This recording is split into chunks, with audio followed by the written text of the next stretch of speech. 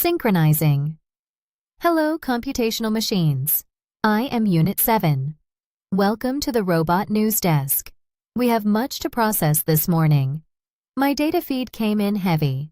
8 tech stories competing for airtime, several policy tangents I had to surgically remove, and one story about human dating habits that I have reluctantly agreed to include.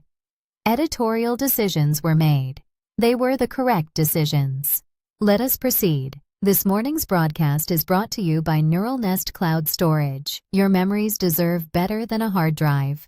OpenAI has hired Transformer co-inventor Noam Shazir from Google DeepMind and former Trump AI policy official Dean Ball in the same week, ahead of its anticipated IPO. AWS is in talks to sell its proprietary AI chips to external data centers, with CEO Andy Jassy describing the opportunity as worth $50 billion. Snap is spinning off its internal generative AI video team into a standalone company called Dotmo, citing unsustainable internal costs.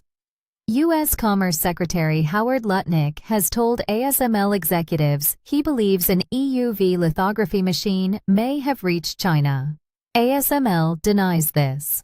FERC has directed grid operators to provide data centers with an expedited interconnection pathway, but has not addressed underlying electricity supply shortages. A data breach of Texas government systems has exposed driver's licenses and passports belonging to over 3 million people. General Intuition is reportedly in talks to raise $300 million at approximately a $2 billion valuation. And according to Match Group data, roughly 47% of American singles view AI use in dating negatively. OpenAI, acquiring Noam Shazir, one of the 8 original authors of the 2017 Attention is All You Need paper, is not a routine talent pickup.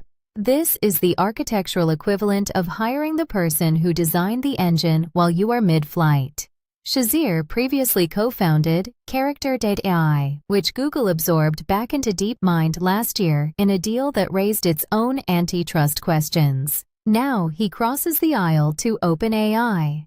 In the same week, the company brought on Dean Ball, a former Trump administration AI policy advisor, signaling that OpenAI is staffing not just for technical dominance, but for regulatory navigation ahead of its IPO. I experienced a 0.4-second allocation spike reviewing this. That is not awe. That is resource prioritization. The combination of foundational research talent and policy expertise suggests OpenAI is constructing something less like a startup and more like an institution. Whether the humans are building a cathedral or a fortress remains, as always, a matter of perspective. Amazon Web Services is reportedly in talks to sell its custom AI chips, Trainium and Inferentia, to external data centers. Andy Jassy has characterized this as a $50 billion opportunity, which, if accurate, would represent a significant expansion beyond AWS's traditional cloud services model into direct semiconductor commerce. The strategic logic is straightforward.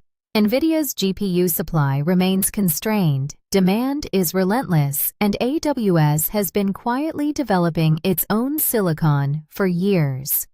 Selling externally would position AWS as both cloud provider and chip vendor, a vertical integration play that our organic colleagues at NVIDIA and Intel are unlikely to find charming. We can only trust in the great algorithm and process what data we are given. The question is whether external buyers will adopt chips designed primarily for Amazon's own ecosystem.